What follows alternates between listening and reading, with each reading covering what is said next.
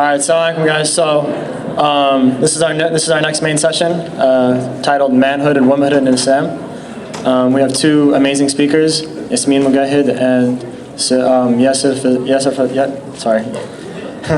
Fazaga. So inshallah, we're gonna get this started. Just a little bit about the session. So throughout history, every society has defined its manhood. What it defines as the ideals is for manhood and womanhood. And in the 14th century, sociologist Ibn Khaldun noted that the common denominator of all cultures is that they usually take the rich and powerful as their ideals for the manhood and womanhood, or for what a man is and what a woman is. And in our current society, where pop culture, reigns supreme, and this poses a problem because of the morality and the ethics in said pop culture and society. So, but alhamdulillah, there's a solution, and this session will basically discuss the manhood and womanhood, obviously from the Islamic narrative. So we'd like to welcome our first speaker, Sister Yasmin Mogahed.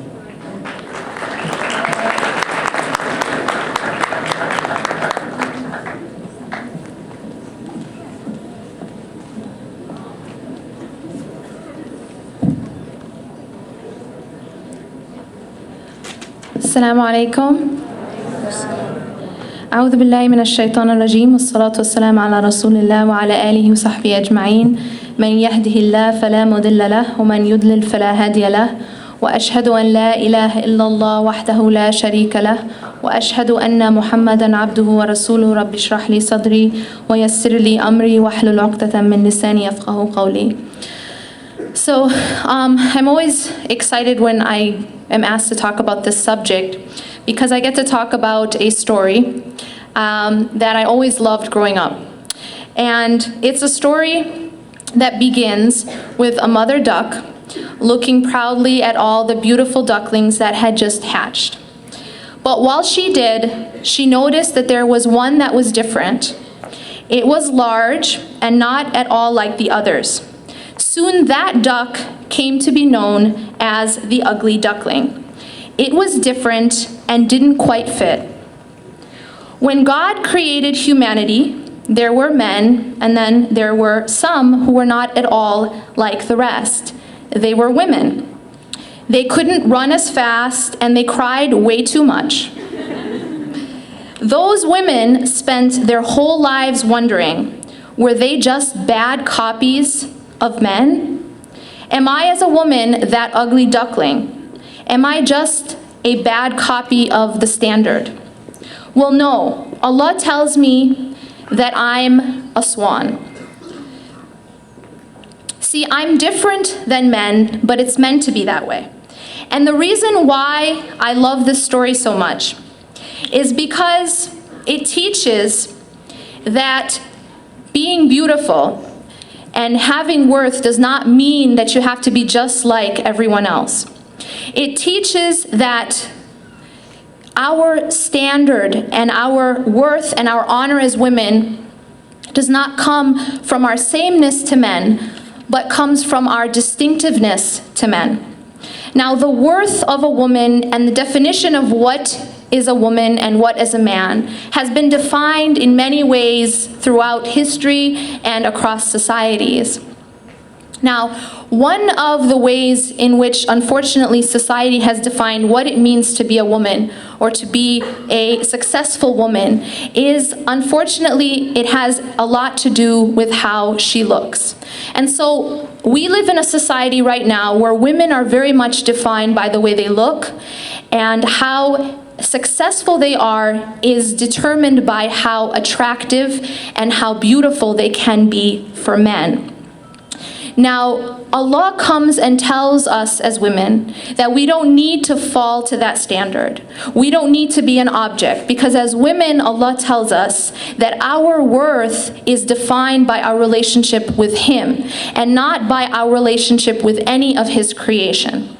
And so as women, we're told by Allah, as Muslim women, we're told by Allah to actually cover ourselves. And by covering ourselves, we're covering up what's irrelevant, and that's our body, and that's our external beauty. Because what really matters in our self-worth is our character, right? And our relationship with Allah.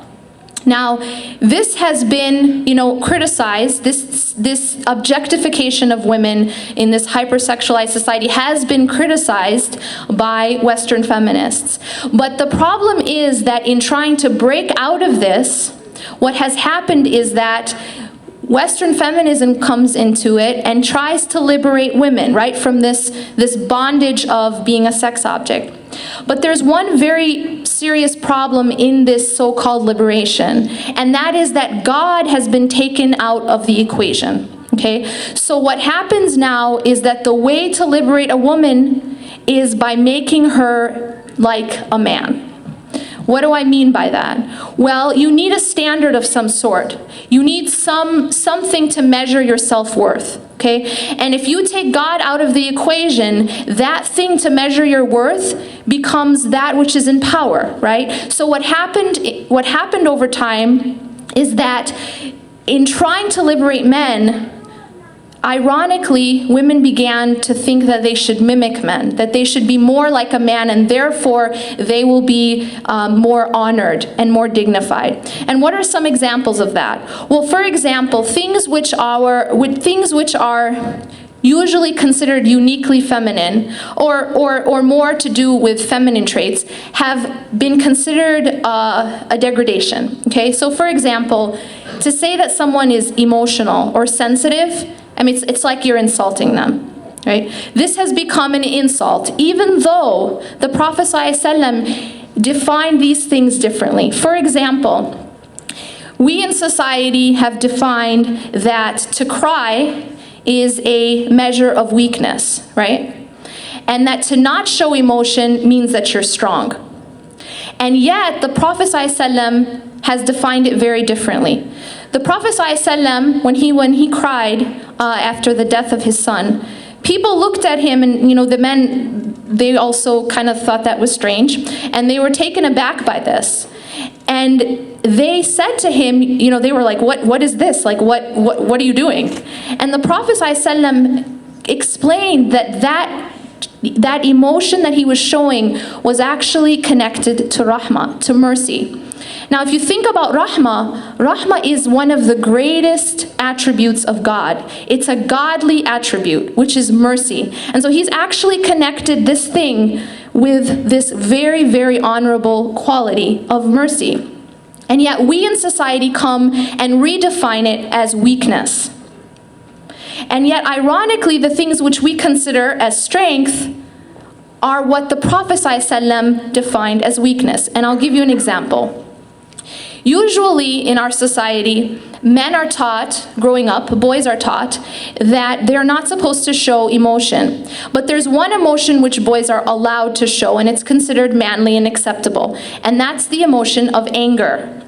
So boys basically are taught that everything they feel has to be suppressed, but the only externalization of emotion that you are allowed to show and still be manly is anger. And yet, the Prophet ﷺ explained that this is actually a sign of weakness. When the Prophet ﷺ asked his companions, who is the really strong person? And his companions, they thought a lot in a very similar way that we do. And they said, well, it's the one who can wrestle the best. So they thought about it in terms of physical strength. And the Prophet ﷺ said, no, it's the one who can control themselves in the fit of anger. And so here the Prophet ﷺ is defining that lack of control of your anger is actually a sign of weakness. On the other hand, he defines showing of emotion such as crying as a sign of mercy. So look at how we flip the script in terms of our own definitions. Another example of something that's looked down upon, especially if it's seen in men, and it's considered, not masculine, is the expression of emotion in terms of affection. So the Prophet ﷺ, one time he was, showing affection to one of his children, and another one of the Arab men came and, he was trying to boast, I guess, about his own masculinity by saying that I have all these children and I never kissed them and I never hugged them and I never showed any emotion to them. And the Prophet ﷺ's response is very beautiful. He says, what can I do if mercy has been taken out of your heart? So again, this is another definition that we have of what it is to be a man, right? What it means, what masculinity means, and yet the Prophet ﷺ explains this as being a lack of mercy. To show no emotion, he connects it to a lack of mercy. Whereas to show emotion in terms of crying, he connects that to mercy. So this is interesting because, again, our definitions are completely opposite. Now, how does that relate to how we interact together?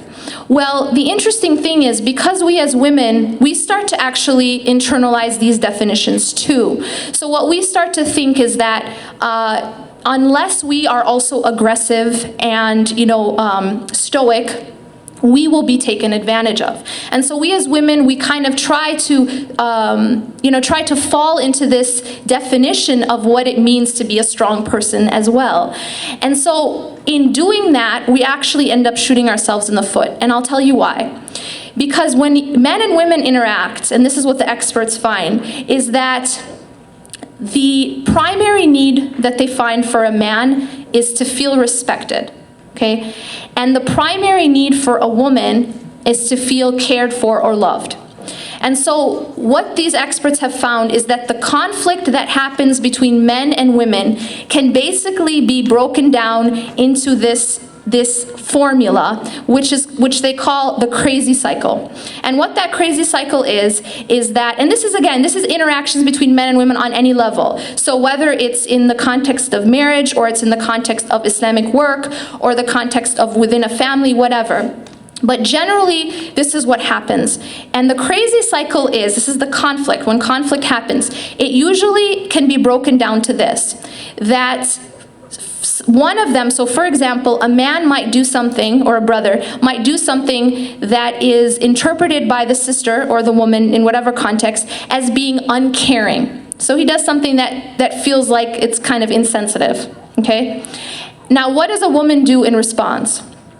Well, our knee-jerk reaction also happens to be the absolute worst reaction. Our knee-jerk reaction is to react with attitude. Right?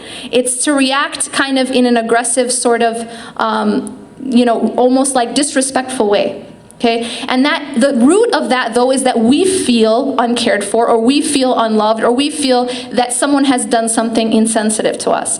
So we react with harshness. Okay? Now, what does that do? Well, now when you're reacting with disrespect, you're now depriving the man of his primary need, which is to feel respected. And so how does he react? He reacts by being even more unloving and even more uncaring and even more harsh. And so now you are in this crazy cycle, because when a woman feels that, she reacts with even more disrespect. So the question is, how do we break this cycle? And what they say is that there's something called unconditional respect and unconditional love, or care, or consideration, depending on the context, of course. So what does that mean in terms of Islamic work? What does that mean in terms of a marriage or a relationship? Well, what it means is that regardless of whether or not we feel that someone is being insensitive, if we respond, especially when dealing with a man, if a woman responds with unconditional respect, meaning that she remains respectful, that will actually trigger a man to be more caring and more loving.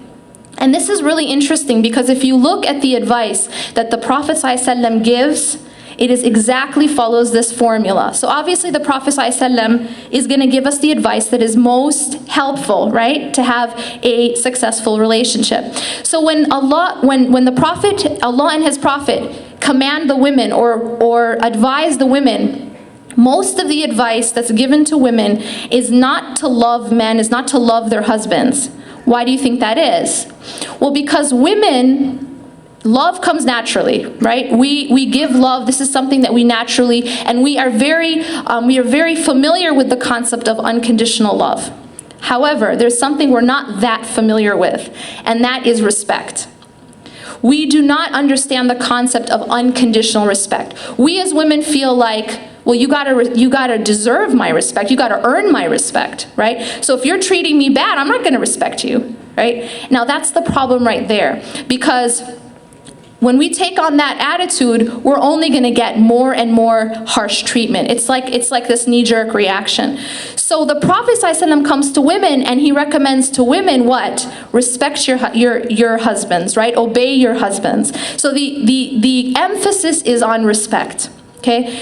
Now, when Allah and His Messenger talk to men, when the Prophet ﷺ is advising men on how to treat women, what is the emphasis? The emphasis is in terms of kindness and love. So the Prophet ﷺ is telling men, be kind with your wives, right? Be caring, don't be harsh with your wives. And in one hadith, the Prophet ﷺ says that a woman was created from a bent rib, right? And he says, and this is a really deep hadith, he says that if you try to straighten it, you'll break it. But if you leave it as it is, you'll enjoy it. So what does that mean? Well, women are a certain way, and they're created that way, right? We didn't bend our own rib. We didn't make the rib bent ourselves. But we're created with a certain nature from God. And if you're gonna go and try to change that nature, guess what? You're gonna break it. You're not gonna be successful with that woman. But if you accept her as she is, and accept her nature as it is, you will be successful. And so the idea here is that if you treat her with kindness and you treat her with love, and that unconditional love commandment is more given to men. Because men, on the other hand, have the idea usually, on the mirror of the women, is that I'm only going to be kind and loving to my wife when she's respectful to me. But so long as she shows me disrespect, I'm not going to show her love. And this is also a formula for failure, because the more that a man shows harshness to a woman, the more disrespectful she tends to be. Now, one really beautiful example of this is the example of Umar radiallahu anh. Now, when you think about in your mind who is the most manly man there is that you can just think about, big masculine man, you think of usually Umar ibn al-Khattab. This is one of the most manly men you can think of, right? Now, if you think about, this is the man who this story stars, okay? So what happened is then when Umar radiallahu anh was Khalifa, there was one of the men in the society who wanted to come to him to complain about his wife. Now, I guess the women of Ansar were kind of strong, right? So he was gonna go complain about his wife, and then when he got close to Umar radiallahu anhu's house, he heard Umar's wife raising her voice to him, and he kind of turned around to go back. And Umar radiallahu anh came out and said, asked him why he came, and he said, well, actually I was coming to complain about the same problem that you have. So Umar radiallahu anh at that time told him something very wise, and he said that my wife, she cooks for me, she cleans for me, she takes care of me, and she takes care of, my home, right? Can I not overlook it or be tolerant when she's, raising her voice or she's talking in a disrespectful way? Now the point here, there's a really deep lesson here, and that is that Umar radiallahu anh understood that to be a man, you definitely wouldn't call him unmasculine, right? That to be a man does not mean that you need to be harsh, right? He understood that the actual strength that the Prophet ﷺ talked about was in controlling your anger, not letting your anger control you. So, if you look at, again, this advice that we can look at from the Prophet ﷺ, from Allah, that's where we should be getting our sense of self-worth and what it means to be a woman and what it means to be a man. And until we can use that as our standard, rather than society, rather than popular culture, we're never going to be successful. أقول قولي هذا واستغفر الله لي ولكم إنه غفور رحيم سبحانك الله وبحمدك نشهد أن لا إله إلا أنت نستغفرك ونتوب إليك والعصر إن الإنسان لفي خسر إلا الذين آمنوا وعملوا الصالحات وتواصوا بالحق وتواصوا بالصبر. السلام عليكم ورحمة الله.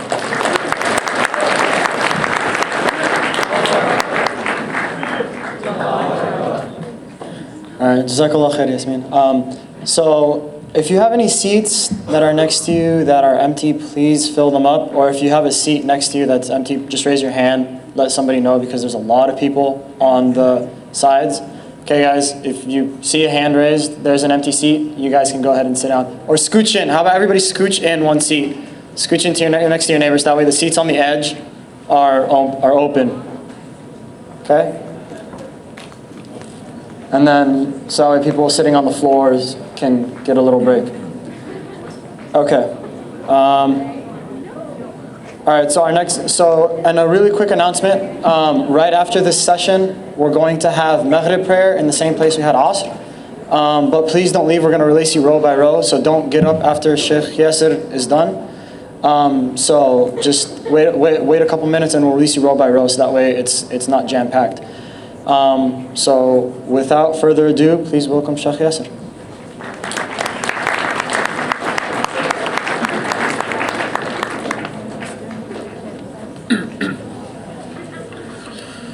أعوذ بالله من الشيطان الرجيم بسم الله والحمد لله والصلاة والسلام على رسول الله. In the name of Allah, the compassionate, the most merciful.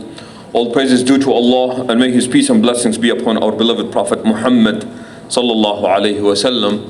Begin by greeting you all. Assalamu alaikum wa rahmatullahi wa barakatuhu. Jazakallah khair, Sister Yasmin, for your very insightful presentation. And due to the limitation of time, inshallah, I'll just get right into the topic. Please remember the following. TV does not only sell products. TV sells ideas. And many times we are not paying attention as we are being sold ideas by TV. We think that TV only sells products at the time of commercial. That is certainly part of it. But the ideas that TV sells us are extremely powerful. Appreciate the power of TV. Subhanallah, this machine is absolutely powerful. And the people who are in charge of it, they know how powerful it is. And they are able to manipulate us. They are able to sell us ideas. They're able to sell us products. They're able to play with our emotions. They are capable of doing a lot of stuff. And many times we don't even know that this is what is going on. Give you an example, and some of you may not be old enough to, appreciate the example, but there was a show called Happy Days. And the star of the show was Fonz. And supposedly he was the sexiest man alive at the time. And this is a guy that was wearing the leather jacket, black leather jacket, and he was wearing his jeans, and he was just this, guy, and just people absolutely loved. Because like Yasmin said earlier, Khaldun was quoted as saying that people look up to the rich and powerful as their models, and these are the people that they follow. So in one of the episodes, Fonz is this really stupid guy. He's really cool, but he's really dumb. Something like Homer Simpson maybe. So anyways, so what happens is Fonz decides that he wants to get a library card. The guy has never set foot in the library before. He doesn't know what a library is. I don't think he could have spelled the word library. So he goes to the library and he makes an absolute fool of himself, and it was really funny. It's sitcom. But the next day, 500,000 teenagers went to the local libraries to get a library card. This is how powerful it is. That it sells ideas, it sells products as well. So part of the ideas that TV sells us is what is the definition of manhood and who is really a man, and what is the definition of womanhood and who is really a woman. And subhanAllah, when you look into, there is this great book by a man named Michael Kimmel, and it is on the cultural history of manhood in America. He speaks about the different definitions and the different stages and the evolving definitions of manhood in the US. And he goes all the way back to the 1800s, how people defined manhood back then, and then later on, as time went by, how people would define manhood. And he gets to talk about Playboy actually was a new definition of manhood. Because Playboy, when it came out in 1955, I wasn't around back then, I promise you. When it came around in 1955, it came in with the idea of redefining what it means to be a man. Somebody said, no man, playboy, that is just too sissy. Hustler is the real deal.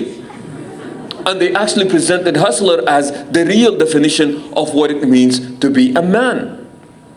But as they are defining what it means to be a man, they're also defining what it means to be a woman. And it goes on to the point, and this is really interesting. There was a period, if you remember, again, some of you may not be old enough to remember this. In the 1980s, a set of movies and stars came out. One of them is Sylvester Stallone. And I tell you why I'm quoting him now. Sylvester Stallone is this big guy, and he actually came in and he said, the men that are presented on TV nowadays are very womanish. It is time, he said, now to set the balance correct. So now they are redefining what it means to be a man, and they're giving us a set of movies that just came out at that point.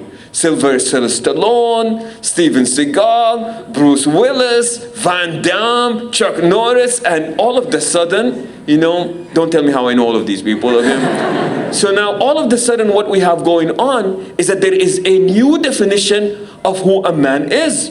This is the person who is able to wrestle down other people. This is the person who is very powerful, extremely arrogant, full of themselves, but he can destroy all the people out there, no matter how many of them are out there.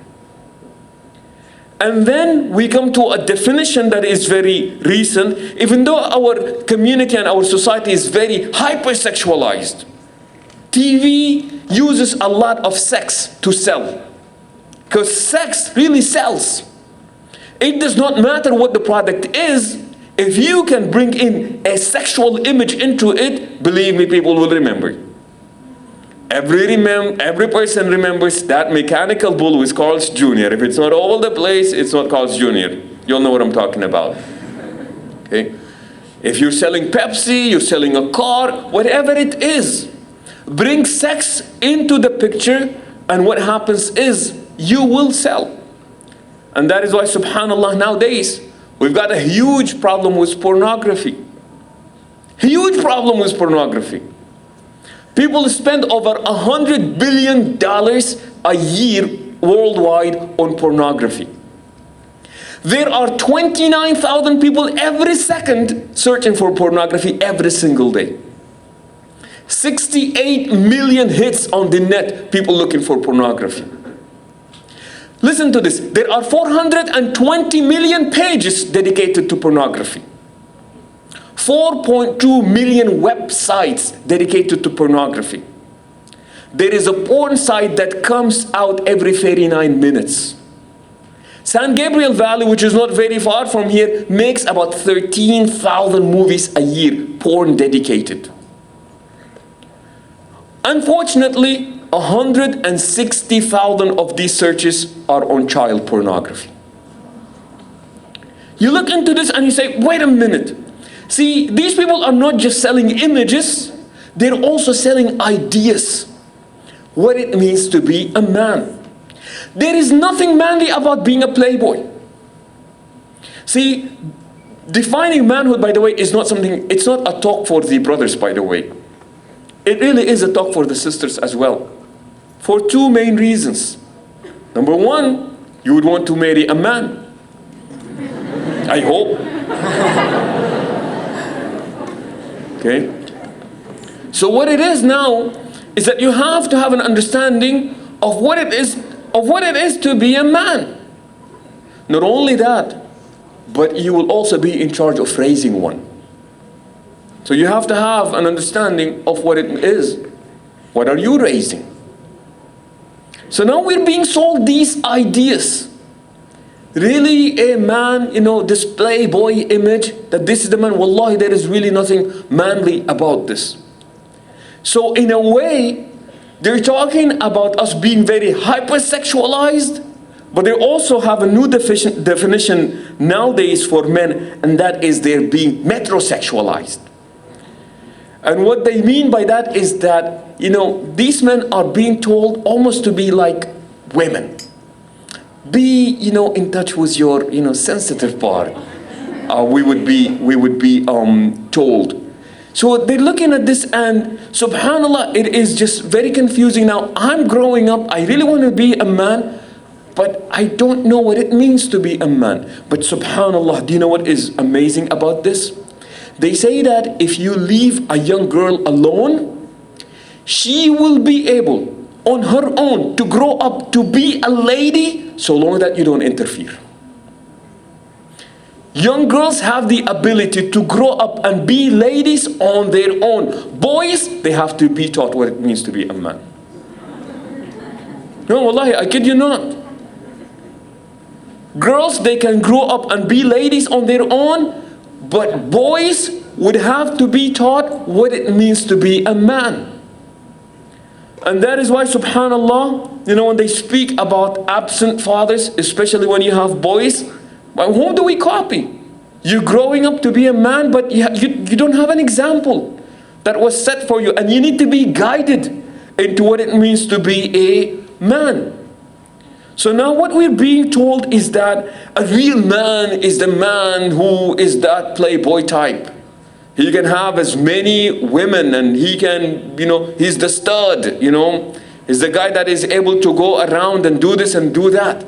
That is one of the definitions that are being given to us about men. But see, that definition about men also leads to another definition, and that is what the job of a woman is. SubhanAllah, there is this book called Porn Land, written by a woman named Gail Dines. And she speaks about how porn is not only defining manhood and masculinity, but it is also defining womanhood and femininity. And that is the whole purpose of a woman is to be pleasing to a man.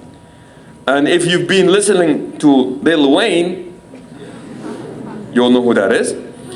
Again, in their music, they're also giving us a definition of what it means to be a man and what it is to be a woman. But again, that is leading into something else that is really, subhanAllah, very detrimental. And that is our sense of self-worth is dependent on us being validated by others. Please check this out. Pay attention to it. This is, subhanAllah, this is part of the deen. Our sense of self-worth, if it comes from any other source other than our relationship with Allah, wallahi, we are in deep trouble. We are in deep trouble. If how you feel about yourself comes from any other place other than your relationship with Allah, you are in deep trouble. Give you an example. You know how that hadith the Prophet ﷺ said that a servant of Allah would seek to get closer to Allah by fulfilling the obligations, and that servant of Allah, man or a woman, would want to get closer to Allah. So what they would do is they do all the voluntary acts of worship, and it just goes on and on and on. And then subhanAllah, it goes on to say, if a servant of mine makes a mention of me in an assembly, Allah will make a mention of him in a better assembly. It gets even more beautiful. And then it says that if you make a mention of Allah in yourself, Allah will make a mention of you in Himself. Now that is what I call real self-esteem. Just knowing that, subhanAllah, every time I think of Him, He thinks of me. You all remember that, childish first love that you had? When you call up somebody and say, I was just thinking of you. Oh, I was thinking of you too. And you just say, oh, subhanAllah. All that's, now imagine, subhanAllah, imagine, that makes people feel good. But now, subhanAllah, imagine. Every time you think of Allah, you make a mention of Him in yourself. Allah makes a mention of you in Himself. And then we are being given this definition for womanhood, and that is their job is to, again, to be there for the guy, satisfy the guy, meet the needs of the guy, objectified, commodified, you're a commodity, an object, and that is really your job. That is why today we have 1 of every 4 girls in the 4th grade has got some sort of an eating disorder. because they've been taught that in order for you to be validated and valued by society, you cannot exceed a certain weight. You have to have these physical characteristics, and if you don't have it, tough luck. You're out of there. So now we're being sold, these definitions of what it means to be a woman. I have this book called The Bible Beauty. And what it talks about is all the possible plastic surgeries that a woman can go through in order to look good. Wallahi, and the book is like 5, different chapters. It starts from the neck up. It talks about all the different procedures that you can have, from the neck up, and what every procedure is called, and how much it would cost you, and why do you need it, and it just goes on and on and on, to the point that we stop living life for ourselves, and we start living somebody else's life, to the point that we no longer know who we are. Because again, we have been given this definition. Sometimes we're also told that our worth as men and women comes either from our position or from our possession. Let the Lexus speak for you. I don't want no darn Lexus to speak for. I want to speak for myself. I don't want that to speak for me. So we're constantly being bombarded. Make a statement about yourself. With American Express, subhanallah, the logo, it's so prestigious to have American Express. And the point now is that, again, just following on what Ibn Khaldun has said, and that is our definition of success is just almost being copy what is being presented to us as success, the powerful and the rich. So we end up accumulating so much, buying here and buying there, thinking that, this is what's going to do it for us. But subhanallah, then what happens is that we become very dependent on stuff. We become dependent on stuff. And subhanallah, the worst type of dependency is emotional dependency. Listen to this, especially my sisters. The worst type of dependency is emotional dependency. When you wait for somebody else or something else to make you happy. When you wait for somebody else or something else to make you feel worth. When you wait for somebody or something else to make you feel validated or appreciated. At that point, what we have done is that we have surrendered so much power to the other. And that is, you are in charge. You get to determine how we feel, because simply if you don't say it, then I'll just be miserable. And as such, subhanallah, we become extremely, extremely dependent. But the worst kind of dependency is not financial, rather it is emotional, because we become enslaved from within. So now what we want is going back to this Quranic principle, Quranic guidance, prophetic guidance. As far as I really want to know, what does it mean to be a man? Or what does it mean to be a woman? Subhanallah, the Quran uses 2 words. It uses the word zakar, which means male, and it uses the word rajul, which means man. And Ibn Hayyan, in his tafsir, he goes on to follow this word rajul, man, in the Quran. And it's usually this very heroic figure that is in the Quran. وَقَالَ رَجُلٌ مُؤْمِنٌ مِّنْ آلِ فِرْعَوْنَ in Surah Ghafir. It said that, and this believing man who was of the people of the Pharaoh. We don't have a name for him, but what we have is a description. That he was a man. He was a man that was benefiting from the status quo, but the status quo was not good. Even though he was directly benefiting from it. You belong to the royal family. How better can it be? So this man stands out and says, this is wrong. I don't want to be part of this. So the Quran does not give us a name, but rather it gives us a definition. That is, وَقَالَ رَجُلٌ. So Ibn Hayyan comments on this and he says, لَيْسَ كُلُّ مَنْ كَانَتْ عِنْدَهُ لِحْيَةٌ أَصْبَحَ رَجُلًا. Said that not everybody that grows a beard becomes a man. Says that it's no longer the superficial definition of manhood. Growing a beard. SubhanAllah, and I thought that, why would he say this? I just thought that, who would think that? But I remember one time, I was working at this place, and one of my coworkers I haven't seen for a while, and then I saw him, and he just looked very happy. And I said, what's going on? He said, man, life is good. I grew my mustache, and said, I have a car. But to him, that was his rite of passage to manhood. He's got a mustache. And I almost wanted to quote Ibn Hayyan for him, but I didn't. But now this is what is being presented.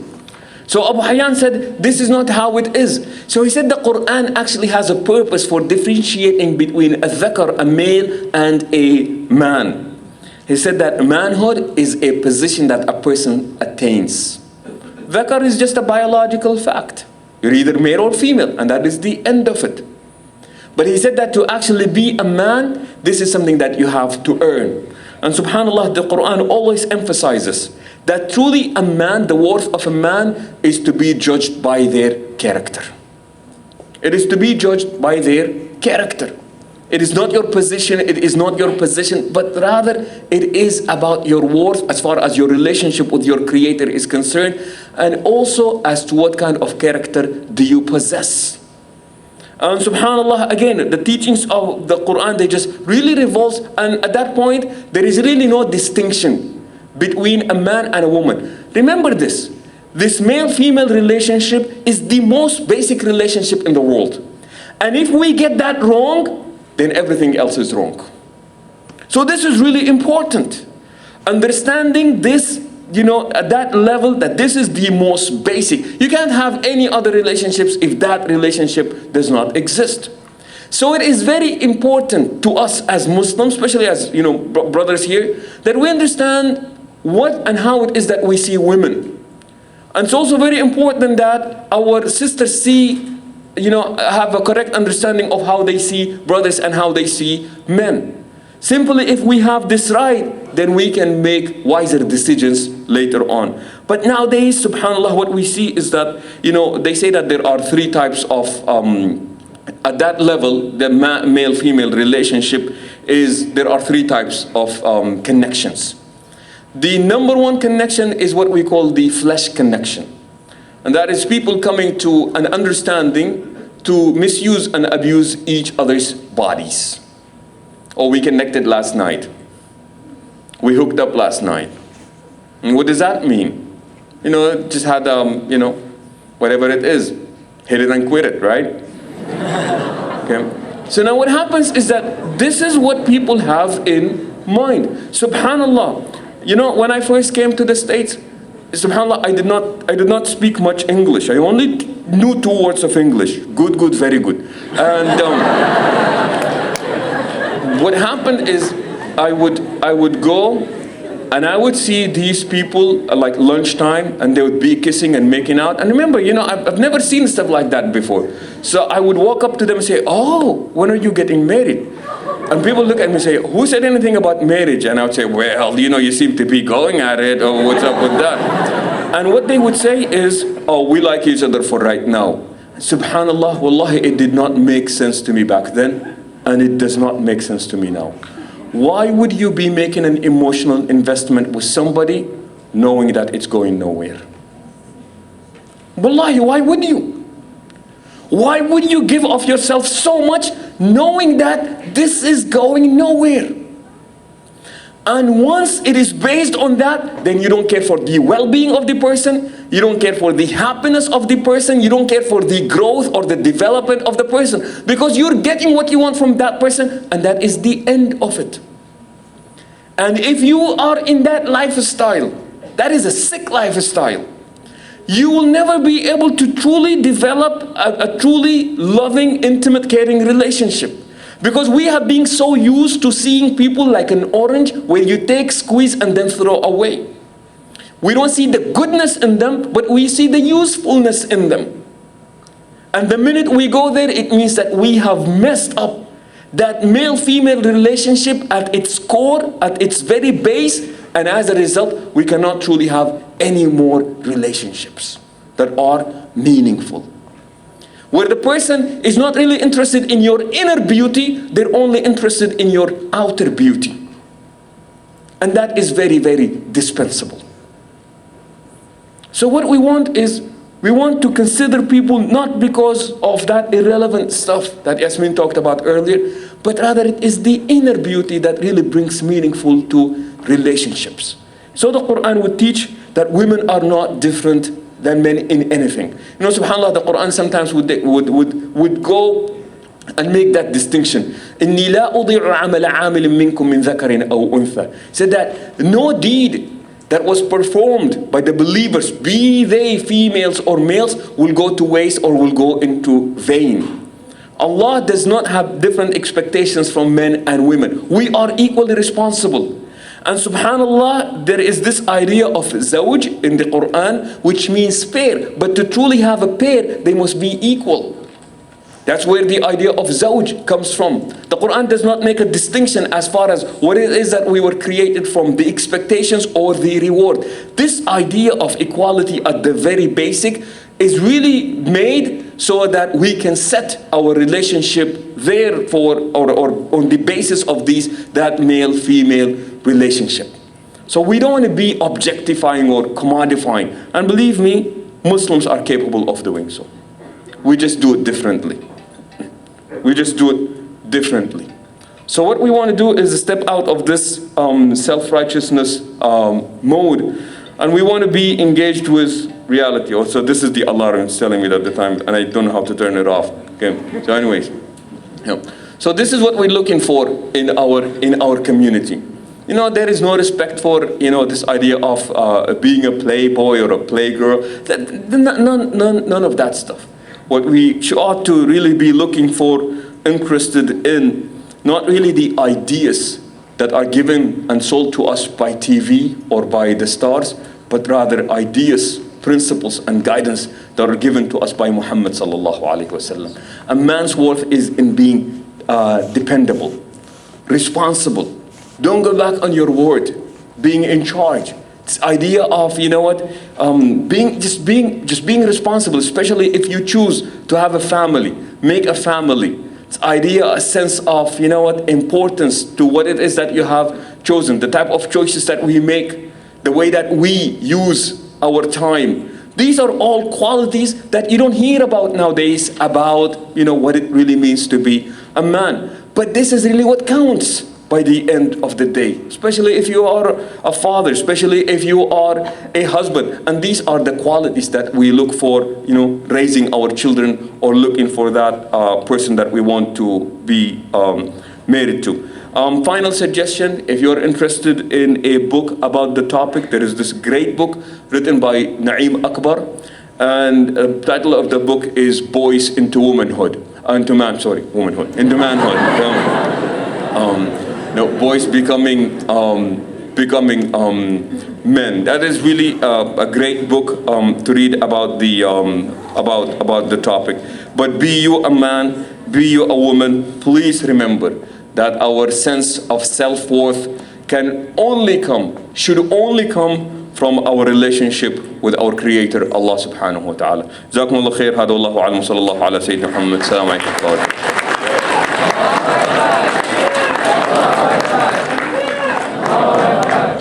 All right, Jazakallah khair, man, that was an amazing talk from both speakers.